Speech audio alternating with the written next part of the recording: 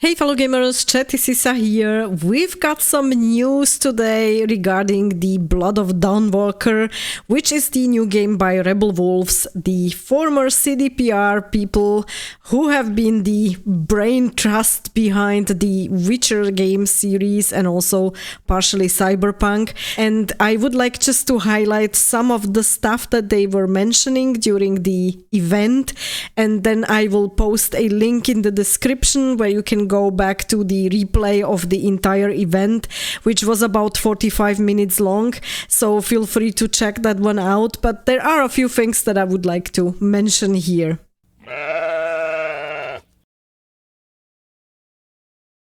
Let's start with some general game information. We are going to see a third-person fantasy action RPG that is supposed to start an entire saga. So behind these words, there is a promise of more games to come in the future, probably depending on how successful this one will be. But it is good to know that the creators of the game have planned to provide us with more and not just this one game as a standalone. The game takes place in Vale Sangora in the 14th century medieval Europe. The whole valley where the game is taking place has been ravaged by plague, famine, wars, so it's in a pretty bad shape, and it has been watched by vampires which were lurking in the shadows and waiting to strike to make their move and overthrow the lords and step in as rulers themselves. The vampire design in this game or in this world is a little bit different than what we are used to. The vampire's teeth don't stop growing, so the older the vampires get, the more teeth they have and the more terrifying it looks. I have to say, after watching the first trailer, I haven't seen in a very long time such vicious and nasty looking vampires as in this one, so I'm really looking forward here to the game. The next bit of information relates to our main protagonist. There has been some information revealed also on X by the Dawnwalker game, as you can see on the screen. So he was born to a peasant family. He's the oldest of 4 siblings. His childhood was not easy, and he was working in the silver mines alongside his father when he was still a kid. Now, I would like to add here, and that was also mentioned by the game devs, because of this work in the silver mines, he does have a silver poisoning, and that's also the reason why he cannot become a full vampire. He was an intelligent and curious child, dreamt of adventure and traveling out of the valley, away from his chores and family's obligations. He never did, though. He knows his family needs him to survive and he cannot abandon them. Gaining vampiric powers turns his life upside down and terrifies him, but it also gives him means to become free from the constraints and duties placed upon him. So the game devs mentioned here who a Dawnwalker is. It's not entirely a human anymore, but it's also not a person that would be completely a vampire, so it's someone in between. And here's where the silver poisoning comes into play that I've mentioned previously. So he can basically traverse both worlds, the worlds of humans during the day, and then he deals also with creatures of the night during the night. But as the devs have mentioned, he's not like a superhero and he's not overpowered in the game. He just has different means to use during the game. The first trailer that we could see is the actual intro into the game, where we meet Cohen for the first time and where we see how he met the vampires who help his sister Lunka. So the main game then afterwards takes place 2 years after this intro.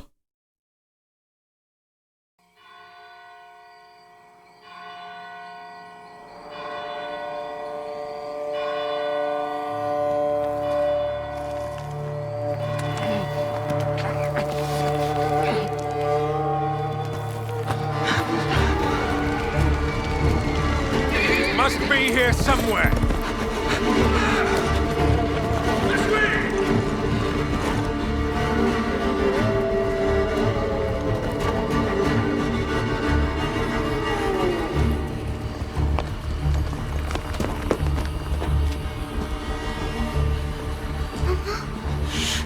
That's right.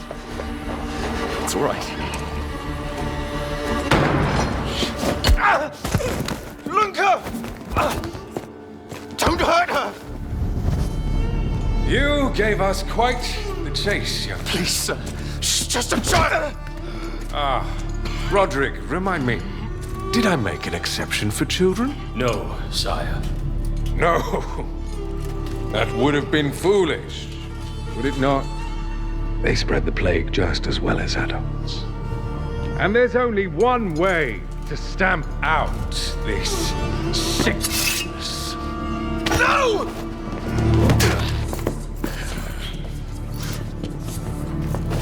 Not just a runner, but a fighter, too. Had we met under a different moon, things might have ended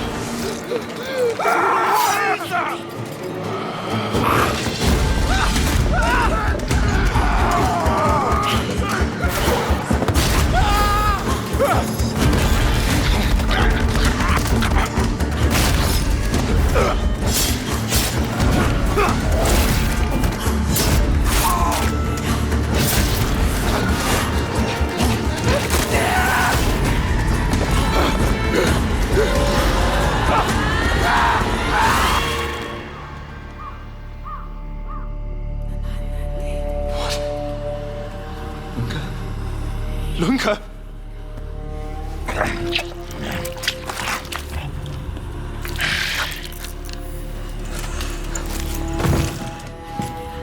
My sister. She needs help. Fast. Please, let us pass through. I beg of you. Please. Please.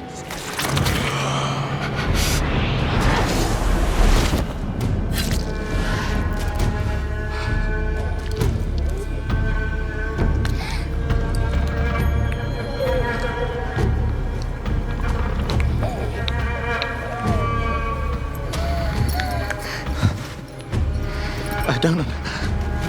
How? I am life. I am death. I am everything in between. I have been watching your little valley.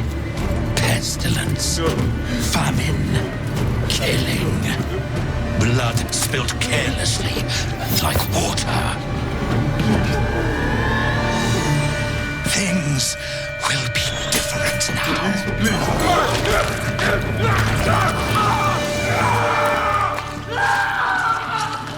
For all of you.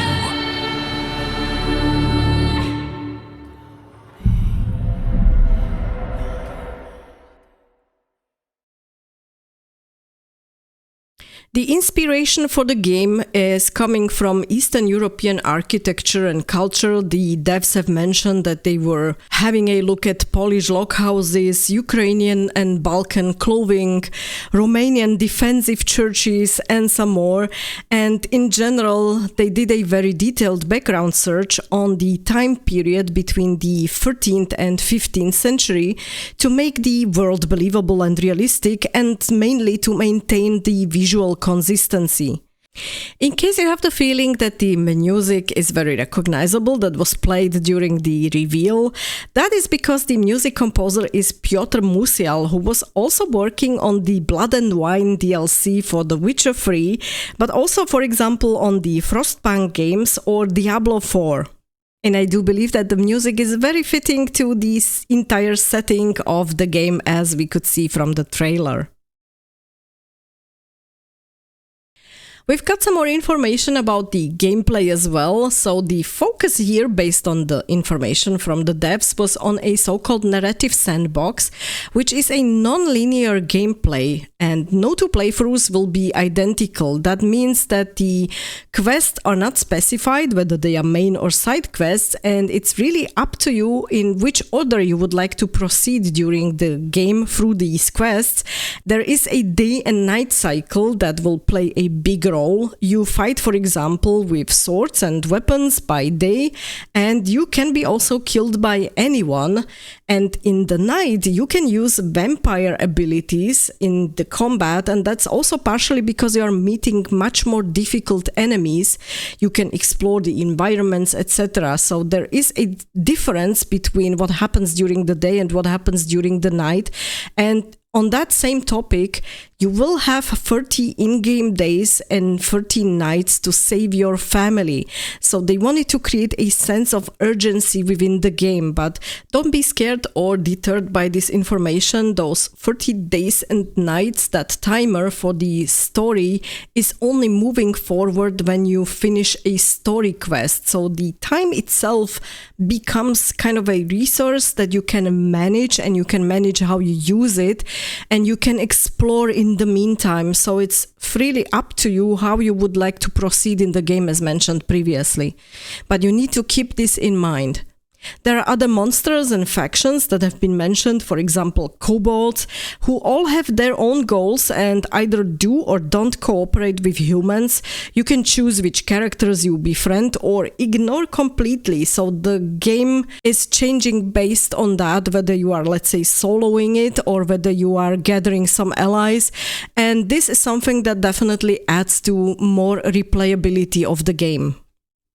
There is an interesting gameplay mechanic here. It's called blood hunger. So basically what that means is that you need to feed during the playthrough. You need to feed on the blood, because otherwise, if you don't, and you start talking to someone, maybe someone important from whom you need some information, or even your friend, as was mentioned by one of the devs, and you have not really fed before and you're hungry, it can happen that actually you, as Cohen, will completely eat up that person whom you are trying to talking to. So the blood hunger will completely overwhelm you and you just eat the person in front of you. So yeah, that is an interesting gameplay mechanic, and I'm pretty sure that people will be playing around with it. The vampires are led by Brancis, who is a super powerful old vampire who wants to change the world. He does twist the old religious beliefs so far as in he conducts, for example, blood masses at church. And of course, yeah, he does drain the blood from the people in exchange for his protection or for the protection of the valley, let's say. Of course, some people do die in the process, so he's not, this kind ruler. He's definitely the main antagonist of the game, because not everybody, of course, agrees with this new world order. And of course, naturally, Cohen definitely needs to save his family who is in Brancis's dungeons. So definitely you will have to deal with him. You just have to be careful, because he will react to your actions and decisions in the game. So he will set edicts in the game that will become obstacles to the players, like, for example, military checkpoints and so on. So he will be actively reacting to whatever you do in the game. That brings an additional layer of how you need to proceed during the game. You need to really think about your next moves.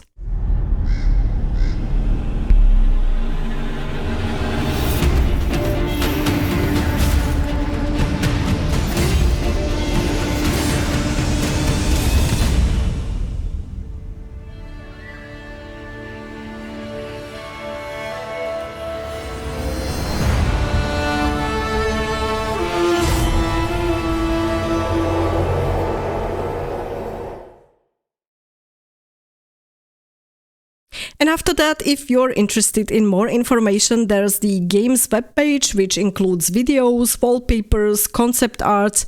You could see a ton of them already during this video.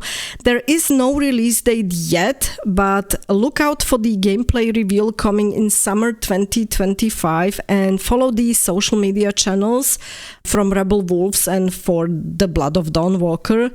There will be also, as mentioned during the reveal, a PC Gamer upcoming exclusive article with more information, so you can look out for that one as well. So that was it. A couple of highlights from the entire event from Blood of Dawnwalker, introduced by the Rebel Wolves studio. Let me know, what are your thoughts on the game? Are you looking forward to it? Are you hyped as well? And do you think that it will be a great game? I would really appreciate to hearing your thoughts in the comment section. And in case you did like the vid, please also don't forget to hit that like button below. It would be really much appreciated. Thank you very much. Stay tuned and game on.